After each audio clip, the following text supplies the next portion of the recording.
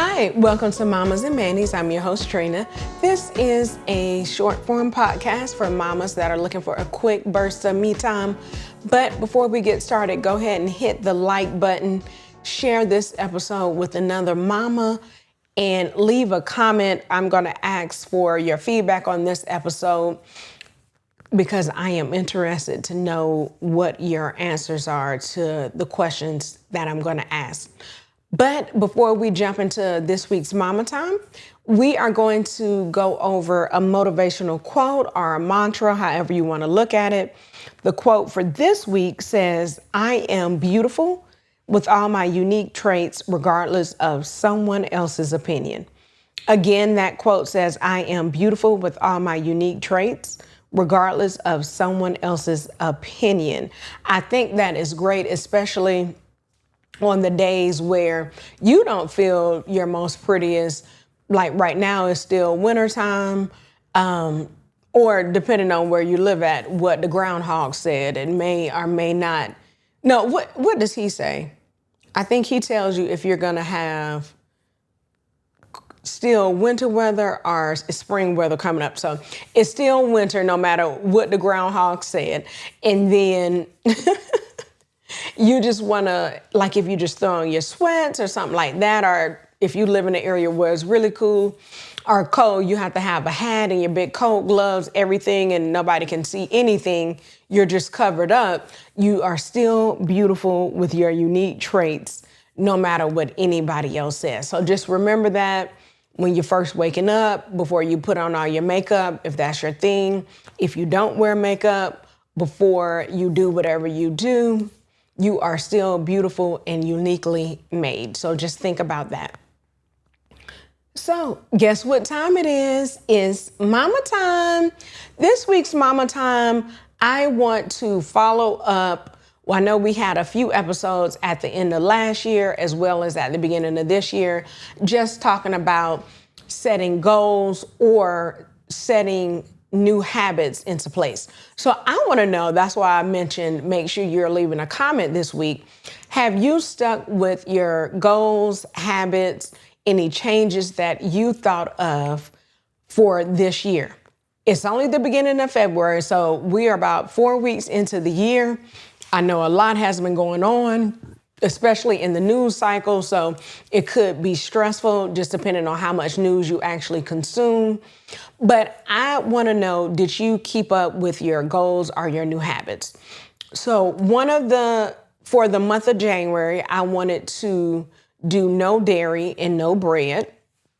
So definitely the no bread, that actually wasn't that bad because I have not been to places. I'm trying to think. I have been out to eat. Oh, I know where we went. We usually go to Sam's, like if we have to go shopping or something like that for groceries or other home items, depending on the time of day it is, if it's around lunch or if we go later in the evening and it's dinner time, it's so easy to pick up a slice of pizza. The last time we went to Sam's was in January. I think it was like a week ago. We had pizza, but we just got 2 slices for my daughters. And then we ended up eating salad. We went to Sam's. If we would have went to BJ's, we could have got like a smoothie with the salad or something like that. So Sam's is kind of limited on the non-bread options. What we do, we just get the salad. They have like a family Caesar salad that you can pick up as less than $10. It's enough for 2 people, like adults, or what we usually do is we'll share with our daughters also because they don't eat that much salad. So that was probably the one time that I was introduced or came into contact with eating bread. And I was successful. I didn't eat the bread. Dairy is a little bit different, just depends on. For the most part, I would say 90% of the time I was successful with that.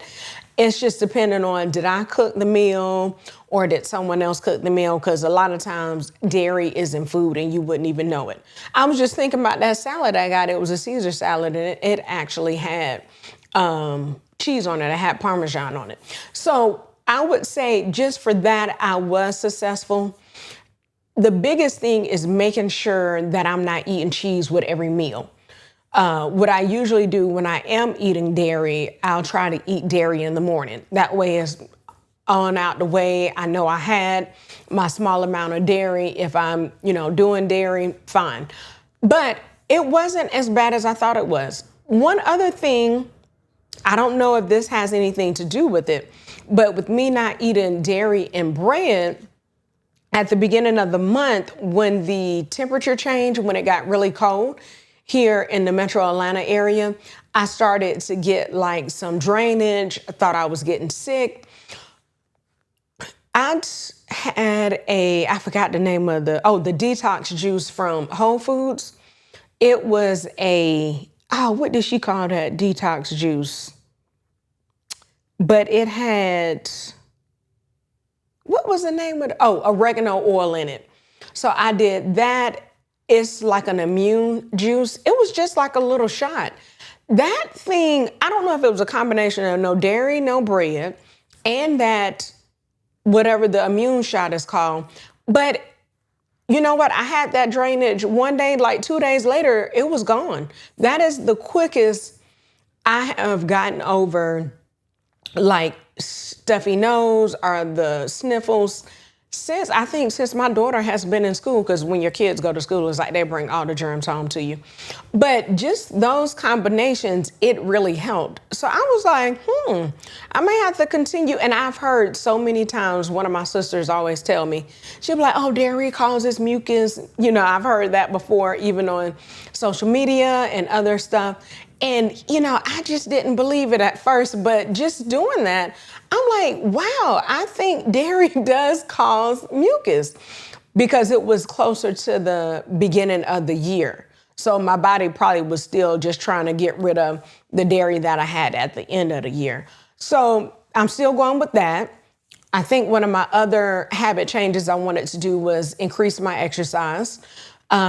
Just depends on what's going on that day. What I started to do on Thursdays, which I just thought about, I didn't do last week. But what I started to do on Thursdays, where we can't really go to the gym in the morning, we started to go in the evening. Something simple, something basic, trying to at least get 30 minutes of some type of physical activity outside of just your everyday walking around.